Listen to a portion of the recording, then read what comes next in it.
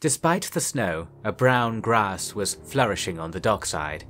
It swayed about, bending towards the water's edge as we drifted close.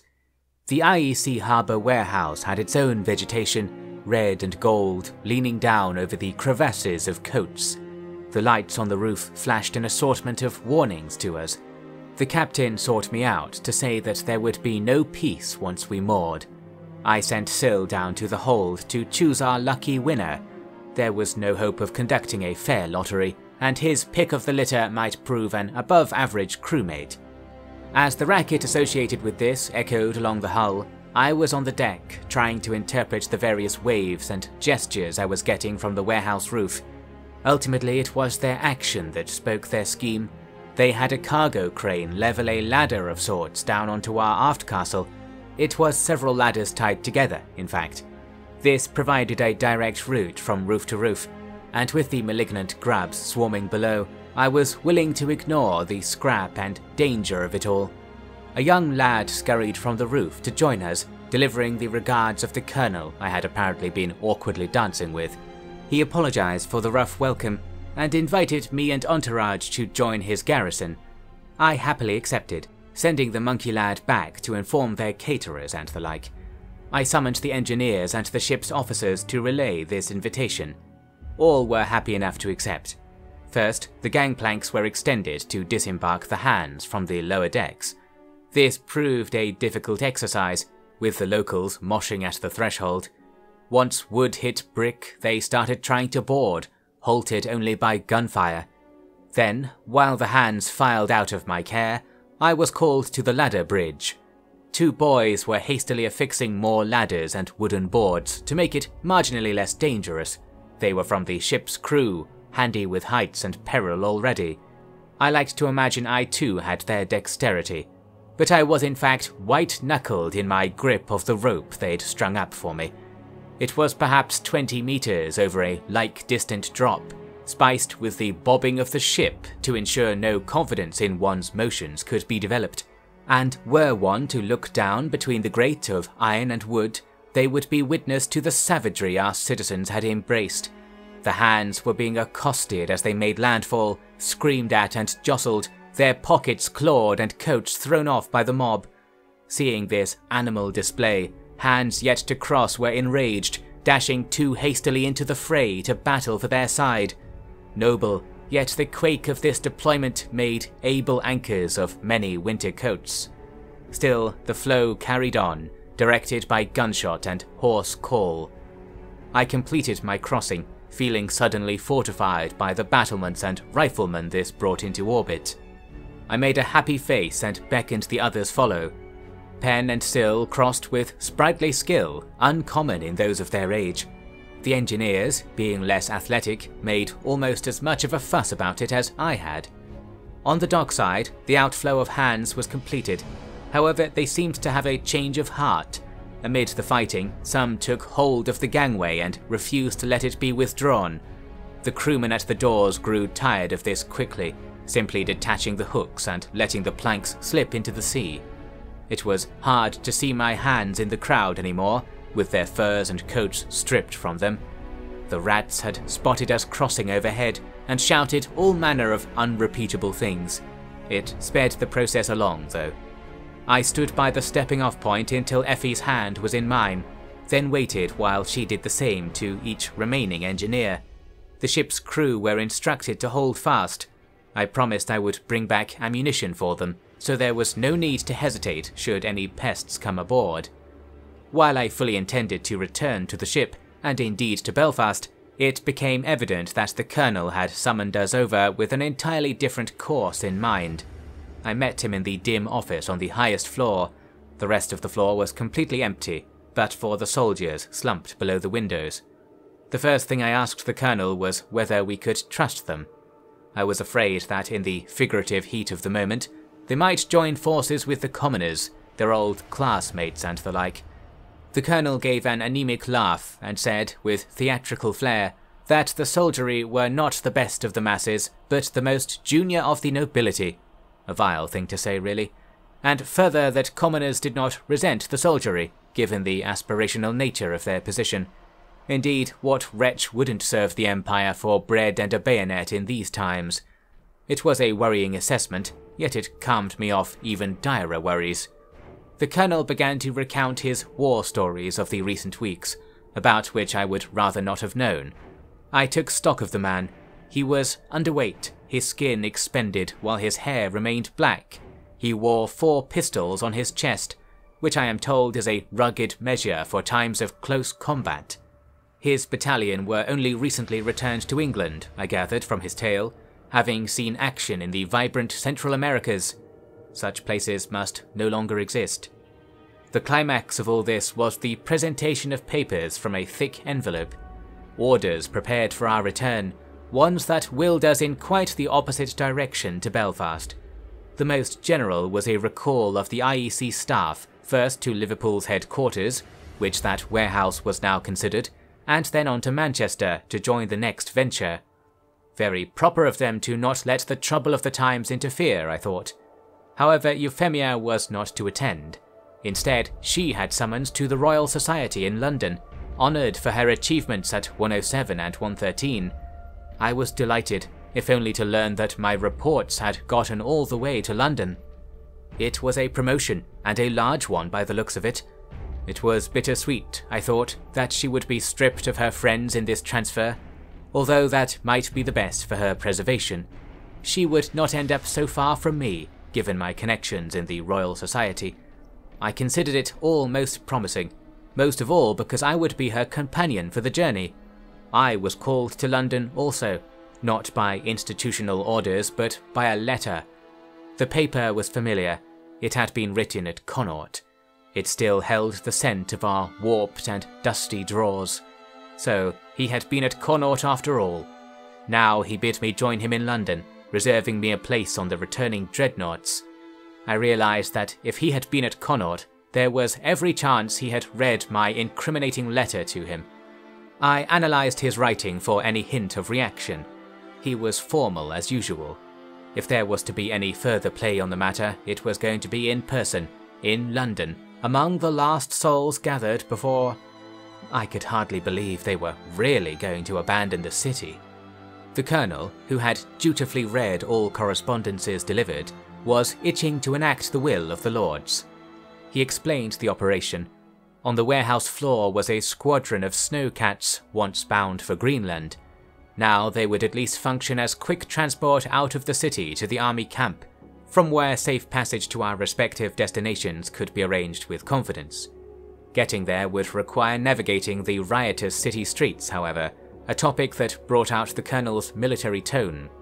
He sought approval from me, and I knew nothing other than to agree to any and all details he wished. Such began the exodus of our little hive, suddenly flush with movement and voices after the Colonel's all-important nod to an orderly. I set out to gather Pen, Sil and Effie to ensure we could travel together. I located Pen in front of a mirror on the ground floor cloakroom, dressed like he was about to serve dinner from a silver platter. He was delighted his old butler's suit had been retained from before we sailed. I asked if he wouldn't still prefer his winter raiments, and he insisted it was more right for him to maintain the uniform of his station, especially in London. Again, I could only agree. Sil was keeping an eye on Effie for me on the roof. Most of the engineers were still shivering up there, unsure why the soldiers were abandoning their posts. It fell to me to explain the new course. They had all been eager to return to the ship. They seemed skeptical that Effie was going with me. They must have thought all manner of things, but the summons was true. I instructed Sil to ensure the IEC did not interfere with its carrying out. The horridly cold and odorous ground floor was home to 24 boxy snowcats. They had already been loaded with supplies in anticipation of our arrival. Now some 600 passengers needed to puzzle themselves into the remaining space. Part of the battalion was to stay behind and facilitate our departure, a risky action performed in exchange for a spot on the icebreaker, which was to sail for Plymouth with the aim of somehow refueling along the way. I was glad to be away from that embarrassing cabin, but hardly appreciated being curled up against the chilly snowcat hull. It was dark inside those compartments. The closest thing to a window was a hatch in the roof that had to remain closed while the commoners were about. I had Penn to my left, Effie to my right, and was 10 riflemen deep from the main door. As cozy as one could be in the circumstances.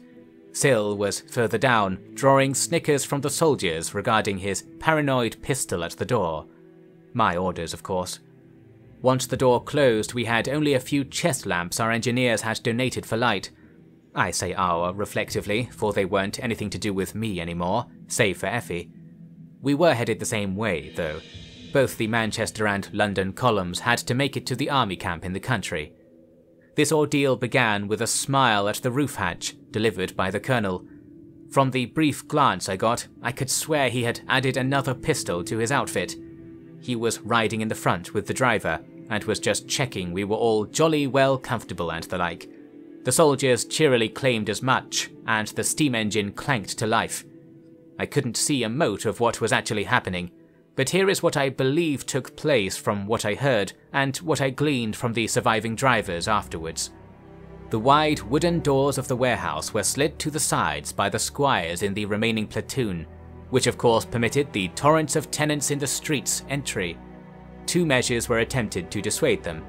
Firstly, explosives were tossed from the roof into the street, blasting with deadly alarm. Secondly, the leading snowcat, we were in the second, simply roared its steam core and jolted forward at the crowd. What clearer message to get out of the way could there be?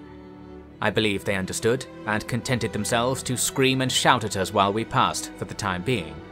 Thus the convoy uncoiled out of the warehouse and took to the streets. We were about as deep inside the city as possible, having now to drive across it in its entirety to reach our destination. I thought the worst was over, and told Effie as much. She was just a shadowy shape beside me, and gave me nothing but grunts brought on by the shaking and jolting of our steed. By day's end, we'd have plenty of time to talk, maybe in an army carriage or even an airship, and I took heart that if everything truly broke down, she had nowhere in particular she could go but wherever I took her. We could attempt to commandeer a private ship and still run for Belfast, but I did have some responsibilities to Byron, did I not? A valid question, and a fine one to be pondering inside the last convoy out of starving Liverpool. After driving for 10 minutes or so, we stopped, on account of the lead vehicle doing so. I heard the colonel get out and shout something about the law. Distant shouting returned, indiscernible yet growing louder. The colonel cursed thunderously, surely draining his poor little body of vigour. Then he got back in and opened a slat that linked our compartment and his. He revealed that we were about to face a roadblock, and we should be ready for anything. Suddenly Syl didn't look so overcautious. Later I learned that the commoners were rapidly moving debris to block the main roads out of the market we were about to cross. Every moment we waited, the barricades deepened, and indeed the crowds washing them into place grew. The soldiers became much chattier and fumbled about with various weapons. Penn was shivering. Daft Claude had every chance to don a coat. Effie was still just another piece of cargo. I reached across her to take hold of her good hand. This seemed to wake her up. She stared at me as the snowcat built up speed. I decided to just look endlessly ahead, as if looking beyond the present scenario into another time and place. Effie's hand anchored me with its ludicrous warmth. We heard the clamour of the first snowcat impacting the blockade. 2 seconds later it was our turn. The vehicle shook, and screams sounded in front, to the sides, and below. I gripped onto Effie and she onto me, letting out a sad gasp. Objects were hitting the side of the snowcat, and we had lost a lot of speed. Then we stopped.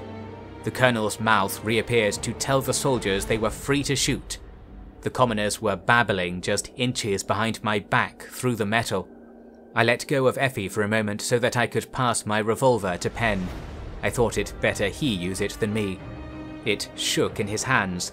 I turned his head to face me, then asked if he knew what he had to do with that revolver.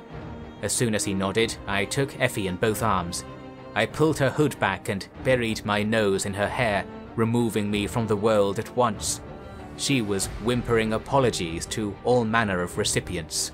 I shushed her and tried to rock her back and forth. I knew not what else to do. The doors and the roof hatch were shaking as the commoners struggled against the bolts. The soldiers were debating whether to open them so they could start shooting. There was gunfire in the front cabin. The colonel was ordering the driver to drive, yet somewhere between the driver's ears and the propellant shaft on the tracks, the order was silenced. Snowcats weren't simple machines. It would have taken me some minutes to find the problem in a quiet yard with ramps and pulley lifts to employ. Therefore I was certain our peril was terminal, while saying things to the contrary into Effie's scalp. Without looking, I reached to tap Penn on the knee, making sure he was still there. I wondered when he would pull the trigger. I suppose the danger didn't seem great enough in that moment, yet in the next the rear doors were allowed to swing open. A deafening volley of rifle and pistol shot was released. Perhaps the soldiers felt satisfied they'd done their part now. The firing continued in a horrid symphony, mixed into the screams from outside, the banging on the hull from all about, and indeed the thud of Penn dropping the revolver on my foot. It was all rather a bother. The roof hatch was opened. It could be disengaged from the outside, and the colonel called in that we needed to link up with the other soldiers. Evidently the rest of the snowcats were in a similar situation to us. The leading vehicle had been set ablaze with oil. That was the strange thing I smelled then. We were next. We saw the colonel again a few seconds later, when he fell through the hatch with a hole in his chest. One pistol remained in its holster. There was a bloody scuffle at the doors. I don't know when they got still, as I didn't look in that direction properly for a while. I was split between cowering with Effie, scolding Penn searching the floor, and the white sky beyond the roof hatch. I think Effie gathered that I had instructed Penn to shoot her, which had her turn her whole body towards me and grip my coat. Before she said anything, we both turned to see a commoner leaning down through the hatch. He was reaching out for the rifle held by the nearest soldier, who himself was working up the metal to thrust his bayonet forwards into the action by the doors. I think the blighter would have taken our man by surprise, had some force not cleared the hatch in an instant. It was as if the commoner was summoned to heaven, whisked away with not so much as a question. The shooting outside turned to screaming, and then was suddenly overridden by a foghorn almost as loud as the rifles. There was more gunfire in the street, lots more. Penn pulled himself up to look through the hatch, then ducked down with astonishment in his eyes. That was when I looked over at the doors and saw the crowd withdrawing. They were chased by two long black arms, rubbery chains slashing from above with a pair of what I thought were spears. They were flagpoles procured from a nearby monument. Through the hatch I saw where those arms were leading up to, a military automaton, standing 4 stories high with its legs at the corners of our snowcat, so that it was practically roosting over us. It was like a harvestman's spider, only far uglier, draped in Union flags and seeming off balance. Well, its appendages left the locals most afeared, and its escort brought us welcome relief. They were the mechanized lancers coming from the camp to meet us. Many strong men arrived to push the snowcat from the pile of debris and corpses it had become mired on. Others were shooting down the street in aid of the trailing vehicles. We were saved. Within a minute our driver's cadaver had been transplanted and the snowcat rumbled forwards. Penn mumbled a word or two that I didn't think were English. I later realized it could have been Sill's real name. I thought to myself that the cheeky fellow may have slipped into the crowd and escaped, given that he was not dressed in a soldier's uniform. Indeed, his haggard appearance both suited a commoner's eye and demanded hesitation in appraising his nature.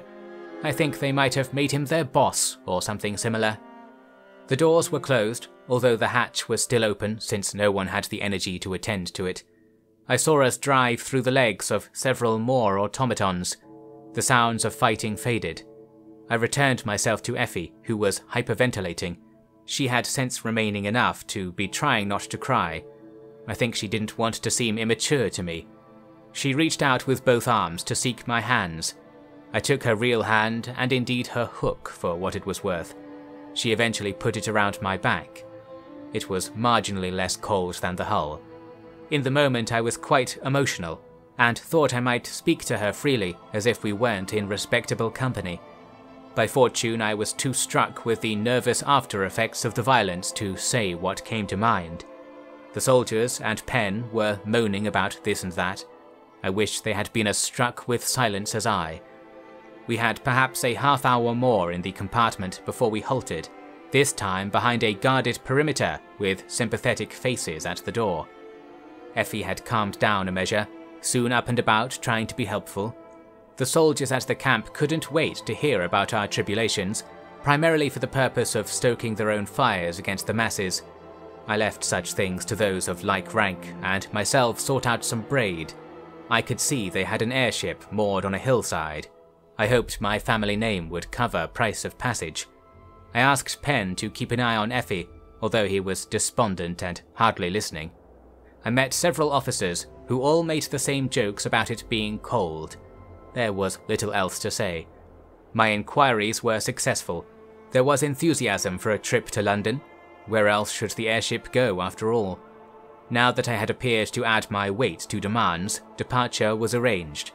In the meantime, I joined Effie to wave off the engineers, steaming on their way down the narrow lanes. She had become angry at the world and asked to be alone, which was an impossibility in the crowded camp. We ended up sitting together in a mess tent, our table pulled away from the rest. The mess itself was the kind of theoretically edible gel the army liked to play around with. I located the chef and asked if they had any cocaine, which they battled not to laugh at before giving their apologies. I returned instead with a nearly depleted tin of Indian spice. It aided the gel's consumption marginally, yet not sufficiently. Indeed, it seemed neither of us were very hungry, although we later joked of our regrets for not eating while we had the chance. She asked me what would happen to her at the Royal Society, and I had to confess I was unsure. Of course, I extended invitation to return to me at her leisure, should the work or treatment not suit her. She asked where I would be, and again my confessions hardly helped. That was the way of the moment, an empty yet bold plan held in one's heart. I wished to take her hand again, but would not in front of the soldiery. Penn came to bring us to the airship. He now wore a military overcoat with its rank badges torn off. We boarded into the respectable cabin along with the better dressed of the officers. They had happily given their camp over to the younger officers, who were supposedly bent on recapturing the docks. Well, that was all very much behind us. We took flight in late afternoon. Suspending oneself from a balloon hardly felt dangerous at all in the circumstances. The skies cleared right on cue, providing ideal going for air travel and promising a shattering cold for the night. The cabin was warm enough though, enjoying the runoff heat from the engines. Furthermore, it was comfortably furnished and thickly glazed, such that Effie and I could sit across a small round table and gaze out of the window. There were hammocks provided for sleeping, but I preferred to nap in my chair. Effie, who notably had a fine dose of sleep the previous night, watched the stars begin to appear. I think the officers spoke with her while I dozed. She might not have even agreed that it was cold, given how she was. I had a period of wakefulness in the full dark of night. Not a word was being said in the cabin, despite the bar being fully occupied and uniforms mulling all about. They were looking at their hands or their drinks, or inspecting the weave on their jackets as close as their eyes could get. They were looking anywhere but out the windows, where orange lights shone across the land. We were lower than before. I hoarsely asked a crewman what was happening, and he replied politely that we were to make ground in central London atop Whitehall. I looked back at the fires. A deliberate effort for some dreadful end, no doubt. A welcome break from the cold, laced with the promise of colder times to come. I was going to ask if the army was behind it, but those absent eyes around me gave me my fill on the topic without further investigation. Effie whispered about rioters and asked God to intervene. London continued to shrink all the same. She was so utterly sad, and so was I, although it felt like nothing at all behind my fatigue. I said that things were likely under control, or soon would be. It was true. We landed, met by some familiar faces. I made pleasantries with the lords and ladies, who were all delighted to have someone new to inform about the inclement weather. They hadn't liked me much before, so their earnest smiles were novel enough. None saw fit to say why they were gathered in Whitehall. It was a precaution of the night, a stuffy constable downstairs said, seeming tight-lipped about it. He gave Penn a telling off for suggesting we visit Byron's townhouse. Byron wasn't there that night, for the same reason our peers were. I saw him in the morning, bathed in what light made it through the smoke. He entered the office I was quartered in, looking rough and unclean. He looked at me, then to Effie sitting on the sofa beside me. He scoffed and took the time to place his weapons on the table. His sword was bent out of shape. He said that he and I were going on a dreadnought north as soon as it was ready. I asked if we could return to Connaught, and he coughed with indignation. I said no more. Soon he was gone again. There was not a chance to be had even in the furthest corner of hell that I might take Effie with me on this family excursion. Thus I had my mission for the remaining hours in civilization. I went all about Whitehall, still not allowed to leave despite others doing so, and spied myself a full view of the overall plan. The dreadnoughts were returning from Europe via a frozen stretch of sea, set to arrive soon. Paths were being cleared for them, in a sense, through the army's pacification actions in the suburbs. A selection of officers and lords had been chosen to go north. The rest were blessed to go south. I, not chosen nor blessed, was to follow Byron until the end. Fortunately, I had garnered a measure of fame with my exploits in Greenland, Effie likewise. We were persons of interest to the housebound of Whitehall, and I am pleased to report that between them all, there were several spots on journeys heading here and there that would become available to exceptional individuals like my Effie. The cruel twist was this: only my dreadnought seemed incorrigibly full. We enjoyed 3 nights trapped in Whitehall, its population dwindling. Effie stayed with me in that drafty room. She came up with all manner of ways to better regulate the old building's heat. She was unstoppable in this campaign of improvement, and I almost wished she would stop working so much and help me with my nerves. There was no cocaine left. Plenty of other fine dining was provided, and I appreciated it in the moment.